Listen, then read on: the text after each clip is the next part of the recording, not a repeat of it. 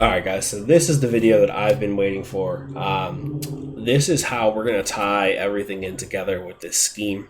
Um, I mentioned at the onset of this whole undertaking with the run and gun playbook that there's schemes that focus around one or two formations that have really good plays in those one or two formations and you don't have to flip around a lot. And then there's other schemes where you have a lot of scattered money plays in the same personnel. That's really what we want to focus on from the run and gun, is moving between formation to formation. Now, it's not the ideal Madden to do this, right? You need to be quick and decisive on what you want to do. You need to recognize coverage right away when your opponent comes out in a certain defense, because the play clock is not as long as it used to be. All right. That's okay. We can still run this style of offense, and it can still be fun and also successful, right? So the first thing we need to do when we get into a game is our base formation. Whatever your base formation is to just set your audibles. My base formation is always going to be single back doubles. If you watch the other videos, you'll know that I set my stretch. I set wide receiver fork. Actually, no. Sorry, not wide receiver fork. I'm losing my mind. HB zone weak, then wide receiver fork, then the PA slot stop. So I'm going to come out right away in the HB cutback. This is my first drive, right? My first offensive drive in the game. Come out in HB cutback. I'm going to take a look at the defense they're in. Okay, this looks like some sort of a base defense. I'm going to run my run. He got caught from behind. It's okay. We still got some positive yards there. Next thing I'm going to do is we go back to the play call screen. The next formation that I'm going to set audibles on is based on my opponent's base defense. Now, say they come out in Overstorm Brave the first play. So let's re-simulate the first play again, right? They come out and give you a look like this. This is clearly cover zero, Overstorm Brave. We're going to run either our zone weak or our stretch against this. I'm going to run the zone weak. Remember, we butt pad it. Makes it a little bit more consistent to the right. Take what we get here. Notice we didn't get great yards. I probably could have cut that to the right a little bit more. So now I know my opponent's defense. Their base defense is Overstorm Brave. So if that's the case, then I'm going to go right into my 5 wide receiver trio and set my audibles here. I'm going to go with smash. I'm going to leave QB draw.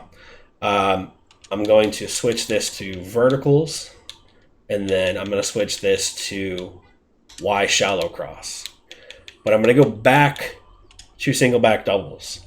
Now, if that first run, for example, was effective, right, I'm going to still come out in this same thing. Say they come out in Overstorm Brave, right? This is second down. Now maybe I can go into either wide receiver fork or PA slot stop. Let's just go to wide receiver fork real quick. Not really going to make any adjustments to this except for put the tight end on out. Boom, we see who wins. Tight end won really quick. We got a few yards there. Now, our very next play, right? If we're having success with these quick hitters in the passing game, our very next play, we're going to click one click to our left when we go to audibles, and we're going to go mesh. So notice when I broke down mesh, I always drag this guy instead of letting him motion because of it makes this corner route worse. So just make sure that you do that. Now, if you watch the other video, you'll know that we have 2 quick wins for the tight end and the corner route, right? So those are the 2 routes you want to focus on.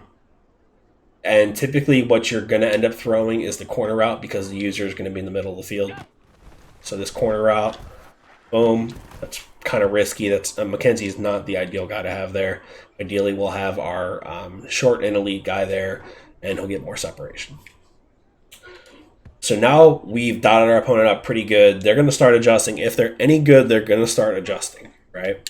So now I need to jump into my Y trips and set my audibles, right? I've already got these set. Double China, draw, wide receiver post, smash. So now I've got 3 different formations with the audible set. I can start picking and choosing and attacking what I want to do, right? The way I adjust after this point, if I'm struggling with getting time in the pocket, say my opponent has a monster defense with edge threats and it's really hard to pass from under center, then I'm going to start setting my tight flex audibles and my gun doubles audibles. Now, I didn't break down trips tight end. We're going to stay more with the off meta type formations. I know trips, or tight flex is really not that off meta, but we're running it a little different. But this is also a very good formation against man coverage. I'm not going to go over it, but it's just like a super brain dead offense that you can just throw corner routes and run RPOs and run, crossing routes and stuff. So, but you can go into that too. I mean, it's brain dead, but it's effective. So I'm going to start setting my shotgun audibles. And if I find that I'm just having more success in shotgun, I'm going to skip this whole step of coming out in single back doubles and audibling. I'm just going to go and change my base formation to tight flex. And we'll work from there. And we'll adjust as our opponent adjusts. We'll counter adjust. Now, the other thing that I didn't mention in any of these breakdowns, right? What do we do when we want to control the ball? I'm not going to go into a ton of depth, but the formation I like for ball control is strong close. Now, you have a couple different runs. You have the HB force, great run to the right. You can cut that inside. You can cut it outside. Don't use the counter at all. Don't use the toss at all. You can run the dive or the dive weak to run it off the backside. And then you have some good complementary passing plays like wide receiver out, like mesh, like PA scissors. And the tight end option play here has a halfback angle route. If they're playing a lot of man coverage, really good route to have. But this is kind of like our clocking offense. You can either run that to clock or you can run the single back ace, right? Because it has a stretch either way. Pretty good routes on the outside. So if we get into a situation where, we're up a couple scores, we really want to kind of milk the clock, those are the formations we go into, right? So we've already established that we're going to come out in doubles. Just to recap real quick, we're going to come out in doubles. We're going to kind of see what our opponent's base defense is. Depending on what they do, we're going to set our audibles and formations accordingly. On our first drive, we're going to really get a feel for how our opponent's playing. If we want to stay under center, if we feel comfortable under center, we stick with the doubles, we stick with the trips, we stick with the bunch, right?